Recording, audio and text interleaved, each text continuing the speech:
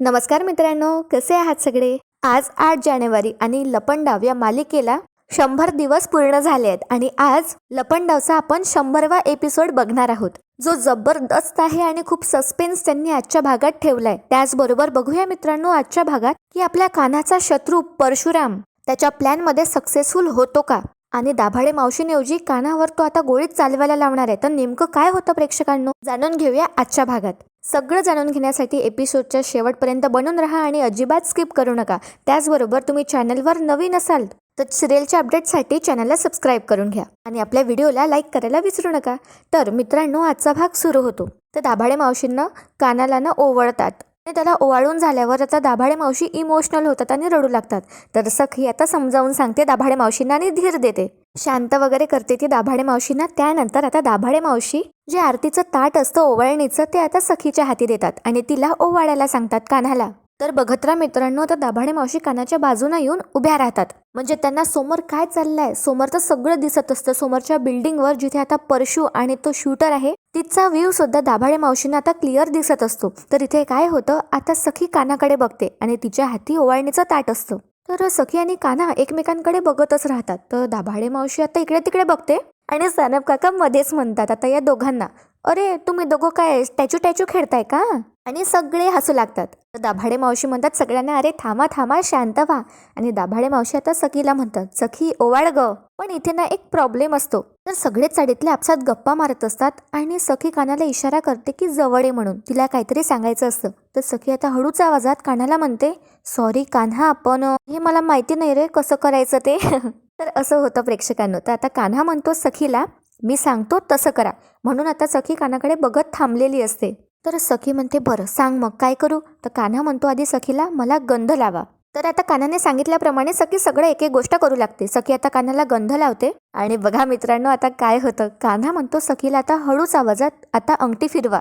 तर सखी आहे ना ताटातल्या ताटातच ती जी अंगठी असते ती ताटातच फिरवू लागते गोल गोल. आणि तिच्याकडे बघून आता चाळीतले सगळे जण हसू लागतात. तर दाभाडे मावशी सुद्धा गाल्यातल्या गल्यात हे बघून हसू लागतात. तर कान्हा म्हणतो सखीला हळूच आवाजात परत की असं नाही, माझ्या भोवती फिरवा. तर आता सखी उलटी अंगठी फिरवणार असते कान्हाच्या अवतीभोवती. तर कान्हा म्हणतो असं नाही. आणि कान्हा आपल्या डोळ्याच्या इशाऱ्याने सखीला दाखवतो की अशा डायरेक्शनने फिरव म्हणून. आणि सखी आता तसंच करते आणि कान्हाने सांगितल्याप्रमाणे सखी आता कान्हाला ओवाळू लागते. तितक्यात मित्रांनो बघा आता परशु आणि हा शूटर आलेला असतो अगदी सखी सदन चाळीच्या समोरच्या बिल्डिंग मध्ये, एकदम वरच्या मजल्यावर, एकदम वर. बघत राहा मित्रांनो आता हा परशु पुढे पुढे काय करणार आहे ते. तर हा जो शूटर असतो हा पटकन जे लायसन्स वगैरे असतं हे सगळं आपल्या बंदुकीत टाकतो आणि हा परशु दुर्बीन घेऊन उभा असतो. तर त्याला दिसतं की सखी आता कान्हाला ओवाळत आहे आणि परशु म्हणतो आता शूटरला हीच योग्य वेळ आहे, कारण आता सगळे सेलिब्रेशनच्या धुंदीत आहेत. आता फक्त एक गोळी आणि सगळा खेळ खल्लास करून टाक, असं आता हा परशु त्या शूटरला म्हणतो. आणि शूटरने सुद्धा आपला निशाणा आता लावला असतो दाभाडे मावशींवर सरकारने सांगितल्याप्रमाणे. पण आता गनमध्ये काहीतरी प्रॉब्लेम आला असतो. तर इथे काय होतं, सखी ओवाळताना आता मनातच कान्हाकडे बघत म्हणते, कान्हा तुला का नाही समजू शकत रे मी.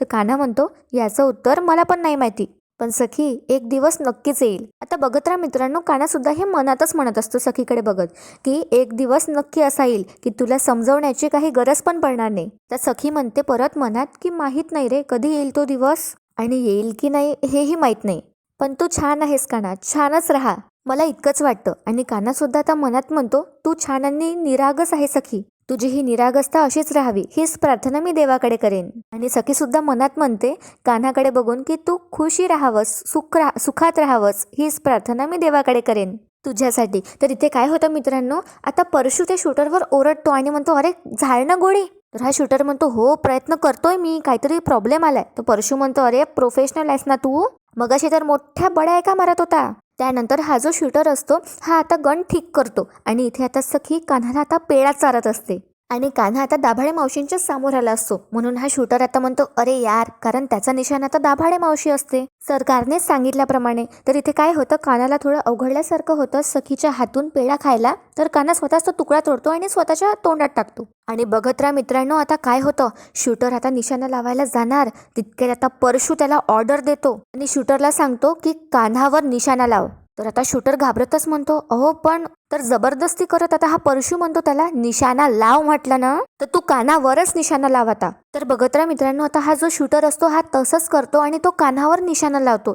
तितक्यात आता काय होतं, दाभाडे मावशींचं लक्ष जातं त्या शूटरवर. तर ऊन असल्यामुळे दाभाडे मावशींना काही चेहरे दिसत नाही, पण इतकं मात्र दिसतं की कोणीतरी कानाचा जीव घेण्याचा प्रयत्न करताय. तर इथे चाळीत आता सगळेजण आनंदी असतात, पण आता थोड्या क्षणात सगळ्यांवर आता दुःख कोसळणार आहे. तर इथे काय होतं, दाभाडे मावशींचं लक्ष जातं आणि दाभाडे मावशी कानाकडे बघते आणि सगळ्यात मोठी रिस्क घेते दाभाडे मावशी आणि कानाला जोराचा असा धक्का देते आणि बाजूला ओढते आणि स्वतः ती गोळी आपल्या खांद्यावर घेते. तर मित्रांनो, आता ती गोळी दाभाडे मावशींना लागली असते खांद्यावर आणि खूप रक्त निघत असतं. आता सगळे चाळकरी हे बघून आश्चर्यचकित होतात आणि सगळ्यांना खूप मोठा धक्का बसतो. आणि दुसरीकडे आता परशुरामला सुद्धा आता याचा पछतावा होतो आणि त्याला सुद्धा आश्चर्य वाटतं की कानाला गोळी मारणार होता हा, तर दाभाडे मावशी मधात कुठून आली.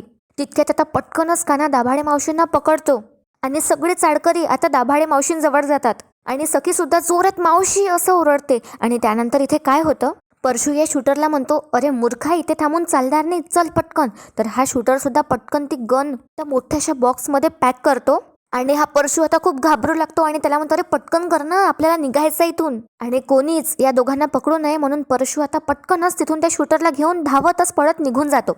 आणि इथे काय होतं, तर सीन शिफ्ट होतो आणि कानाने आता दाभाडे मावशींना उचललं असतं आणि बिचाऱ्या दाभाडे मावशी रक्ताने लथपथ झाल्या असतात आणि सगळे चाडकरी त्यांच्या सोबत असतात हॉस्पिटलमध्ये. आणि हॉस्पिटलमध्येच आता काना जोरात डॉक्टरला आवाज देऊ लागतो. तितक्यात 2 वॉर्डबॉय येतात आणि पटकन आता स्ट्रेचरवर दाभाडे मावशीला ऑपरेशन थिएटरमध्ये नेत असतात. आणि कानाच्या शर्टवर पूर्ण रक्ताच्या छटा असतात आणि सगळे चाडकरी रडत असतात. आता सखी रडतच कानाकडे बघू लागते आणि काना म्हणतो, होईल, सगळं ठीक होईल. तर आता इथे काय होतं मित्रांनो, परशू आता घरी आलाय आणि त्याने सगळं सांगितलंय सरकारला आणि सरकार आता त्याच्यावर ओरडते आणि त्याला म्हणते, तुला सतत तुझा मूर्खपणा करायचाच असतो, तुला म्हटलं होतं ना मी जाऊ नको तिथे, आणि आपल्याला दाभाडेला संपवायचं होतं कायमचं, पण ती अजूनही जिवंत आहे. काय रे परशू, डोक्यात गोळी घालायला सांगितली होती ना, मग खांद्यावर कशी लागली. तर हा परशू आता मनात म्हणतो, माझा निशाणा तर तो ड्रायव्हर कान्हा होता, तो चुकायला नको होता. तर इथे काय होतं, आता ही सरकार त्याला म्हणजे बोट दाखवते आणि म्हणते, ए तुझ्याशी बोलतेय मी, कुठे लक्ष आहे तुझं. तर आता परशू हिला सॉरी म्हणतो, तर ही परत ओरडते सरकार त्याच्यावर आणि म्हणते, व्हॉट सॉरी. आणि आता ही सरकार म्हणते परशूला, अजूनही वेळ गेली नाही आहे, तिचा श्वास अजून सुरू आहे ना, तो बंद झाला पाहिजे, तर दाभाडे मेली पाहिजे लवकरात लवकर. तर आता हा परशुराम खूप घाबरत असतो आणि सरकार म्हणते, असं जर झालं नाही ना परशू, आणि सरकार त्याची कॉलर पकडते. आणि आता सरकार परशूला म्हणते, तर मी शार्प शूटरला सांगून तुझा श्वास कायमचा बंद करायला सांगेल, तसाही भुईवर भारच आहेस तू. आणि सरकार आता या परशूला धक्का देते कॉलर सोडत आणि म्हणते, निघ, त्या हॉस्पिटलला जा आणि मिनिटाचे अपडेट्स मला दे. तर हा म्हणतो परशुराम, हो सरकार. आणि आता इथे सरकार त्याला हाकलवून लावते. आणि आता परशू गेल्यावर ही सरकार म्हणते, हा प्लॅन तर फसला, पण आता अजून फुल प्रूफ प्लॅन करावा लागेल. तर काय माहिती या सरकारच्या डोक्यात आणखी काय चाललंय. इथे आता सीन शिफ्ट होतो आणि तिथे डॉक्टर येतात.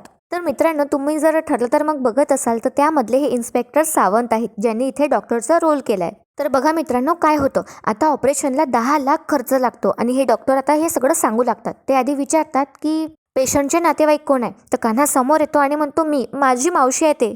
तर आता डॉक्टर सांगू लागतात आणि सगळे चाळीतले लोक हे ऐकू लागतात. डॉक्टर म्हणतात, पेशंटची कंडिशन जी आहे ती खूप क्रिटिकल आहे. आता मित्रांनो, परशू तिथे पोहोचलाय आणि लपूनच सगळं ऐकत असतो. पुढे डॉक्टर सांगू लागतात की MLC केस आहे. तर त्यावर आता सानप काका विचारतात, ते काय असतं.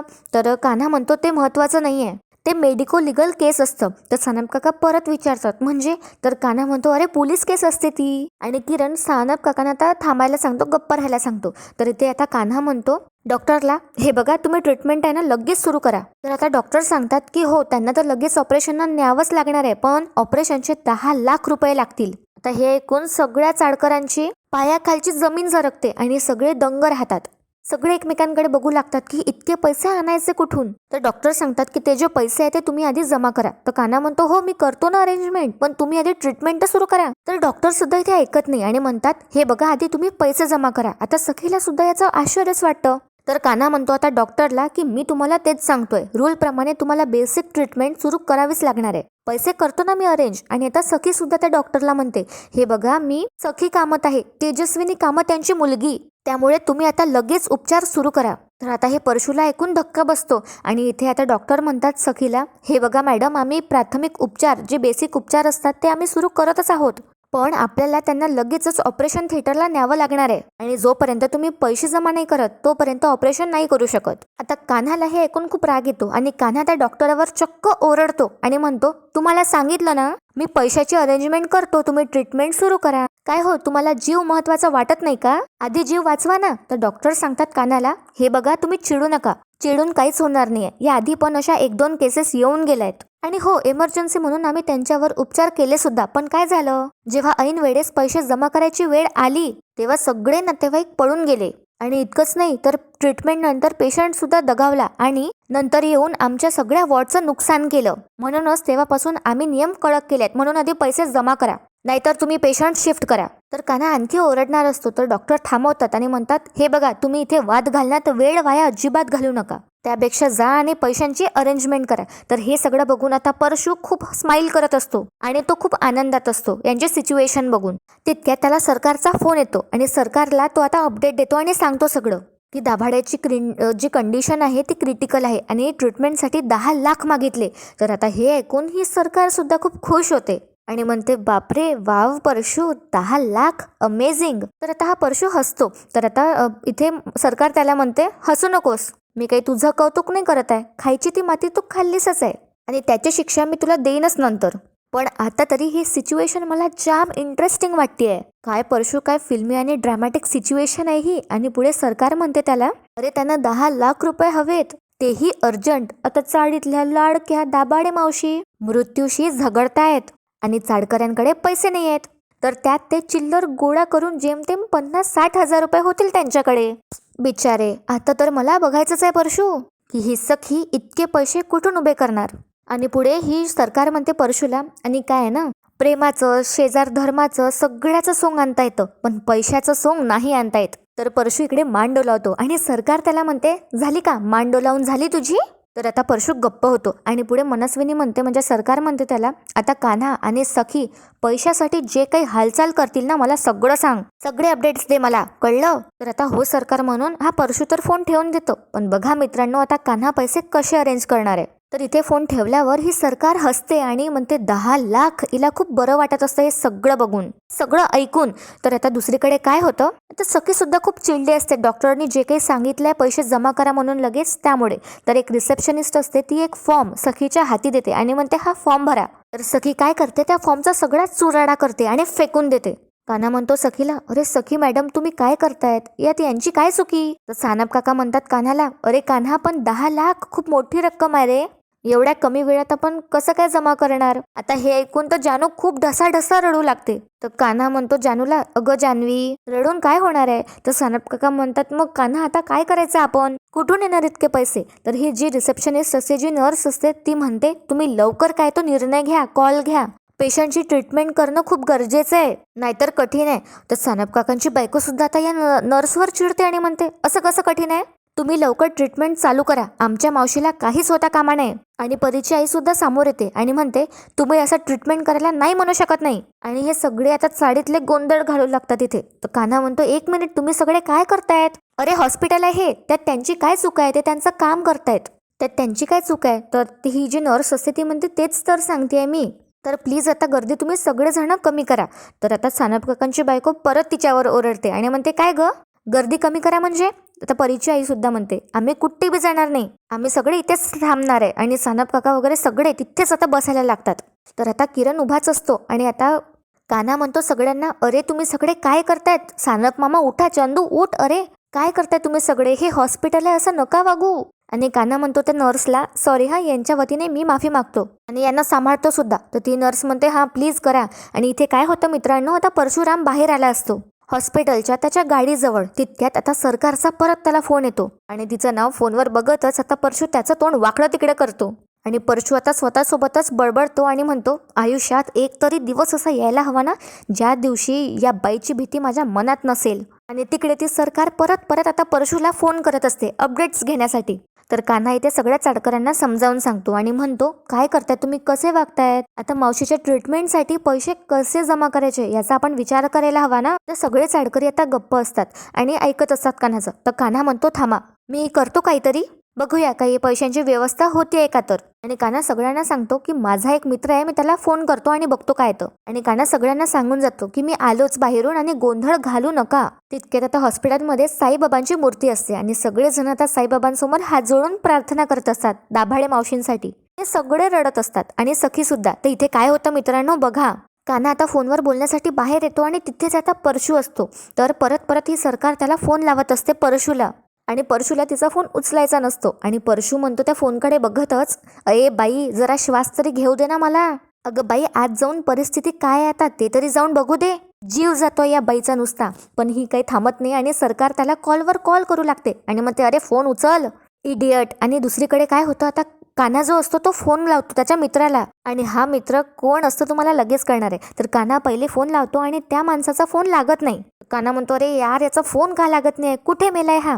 आणि काना नेटवर्ककडे बघत परत त्या व्यक्तीला कॉल लावतो आणि काना असा चालत चालत समोर येतो आणि परशू सुद्धा तिकडनं येत असतो. आता परशू सुद्धा चालतच हॉस्पिटलमध्ये जात असतो आणि कान्हा हॉस्पिटलच्या बाहेर दोघेही एकदम आमोरासमोर चालत येत असतात.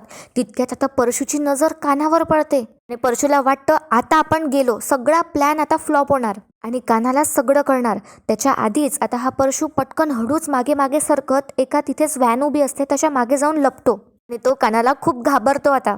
आणि तिथूनच सगळं काय ते ऐकू लागतो. इतकंच नाही बघत राहा मित्रांनो, परशू अजून समोर काय काय करणार आहे ते. तर आता कान्हाने त्या व्यक्तीला फोन केला असतो आणि हा परशू लपून सगळं ऐकत असतो त्या व्हॅनच्या मागे लपून. तर आता कान्हा म्हणतो त्या व्यक्तीला, हॅलो ऐक, मी सांगतोय ना ते नीट ऐक, एक इमर्जन्सी आहे, पैशांची गरज आहे, दाभाडे मावशींचा जो जीव आहे ना तो धोक्यात आहे. एक काम कर, लवकरात लवकर पैशांची तू अरेंजमेंट कर आणि इथे या हॉस्पिटलला ये. आणि बघा मित्रांनो, हा जो व्यक्ती असतो हा तोच व्यक्ती आहे ज्याच्या हातावर धर्मयुद्ध लिहिलं असतं आणि हा छडीवाल्या माणसाचा गुलाम असतो. आणि आपल्याला समजतं की तो कान्हाला किती रिस्पेक्ट देतो. तर हा म्हणतो कान्हाला, बाबा अधिक असं कधी झालंय का, तुम्हाला गरज आहे आणि मी गरजेला पडलो नाहीये, ते तुम्ही टेन्शन घेऊ नका, तुमची अडचण ते माझी अडचण, मला फक्त अर्धा तास द्या, मी आलोच. कान्हा म्हणतो ओके. पण आता हा व्यक्ती म्हणतो कान्हाला, पण बाबा मला आधी परमिशन घ्यावी लागणार. तर कान्हा म्हणतो परमिशन घेण्यात अगदी वेळ वाया घालू नकोस, त्यांच्याशी मी बोलतो काय ते. तर आता हा व्यक्ती म्हणतो पण बाबा तरीही त्यांच्या कानावर एकदा घालावं लागेल, नाही तर माझी काही खैर नाही. तर कान्हा म्हणतो पण ही आता माझी ऑर्डर आहे असं समज, मी बघून घेईल नंतर काय ते. आणि त्यानंतर हा व्यक्ती म्हणतो ठीक आहे आलोच मी. आणि कान्हा सुद्धा म्हणतो आलास तर मागच्या गेटवर आहे, मला फोन कर, मी लगेच येतो पैसे घ्यायला. तर हा व्यक्ती आता हो म्हणतो आणि फोन ठेवून देतो. तर इथे आपल्याला कळतं मित्रांनो की कान्हा खूप मोठा आहे, हे तर नक्कीच आहे, तो मोठ्या घरचा आहे आणि रिच आहे, हे आपल्याला आता याच्या आणि त्या व्यक्तीच्या कन्व्हर्सेशन वरून समजतं. पण परशू सगळं ऐकून घेतो मित्रांनो आणि बघा तो काय करणार आहे. तर आता इथे कान्हा बाहेर म्हणतो साईबाबा दाभाडे मावशींचा जीव वाचव, त्यांना काहीच होऊ दे नको. आणि दुसरीकडे परशू मनात म्हणतो की कान्हाने नक्की कोणाला फोन केला आणि कोणाकडे पैसे मागितले, कोण असेल हा माणूस, असे त्याच्या मनात विचार येऊ लागतात. आणि मित्रांनो आजचा भाग इथेच संपतो. आणि दुसरीकडे आपण पाहणार आहोत कान्हा सखीला येऊन सांगतो की तुम्ही काळजी करू नका, पैशांची सोय झाली आहे. आणि बघा मित्रांनो आता कान्हाने पैसे घेतले सुद्धा असतात त्याच्याजवळ, पण या सरकाराने परशूने गुंड पाठवली असतात. ते सगळे गुंड बाहेर येऊन कान्हाची जी बॅग असते पैशांची ते चोरतात. सगळ्या पैशांचा चुराडा होतो. दुसरीकडे आता सरकार म्हणते आता माझी लाडकी भाची सखी येईल माझ्याकडे पैशांची भीक मागायला. आणि सरकार जी असते ही आता सखी समोर पैसे फेकते आणि तिला प्रॉपर्टीच्या पेपर्सवर सह्या करायला लावते. तर आता दाभाडे मावशींचा जीव वाचवण्यासाठी सखी त्या पेपर्सवर सह्या करून सगळी प्रॉपर्टी मनस्विनीच्या नावाने करेल का, बघूया उद्याच्या भागात. त्याचबरोबर आता कान्हाचे पैसे सुद्धा पूर्ण चोरले गेले असतात, फाडले गेले असतात. तर बघूया मित्रांनो आता कान्हा काय करणार आहे. कान्हा सुद्धा आता खूप हताश झाला असतो. तुम्हाला आजचा एपिसोड आवडला असेल तर व्हिडिओला लाईक करायला विसरू नका, चॅनलला सबस्क्राईब करा. आणि हो, तुम्हाला 100वा एपिसोड आपल्या लपंडावचा कसा वाटला कमेंटमध्ये सांगायला विसरू नका. आपला एपिसोड शेवटपर्यंत पाहण्यासाठी खूप खूप धन्यवाद.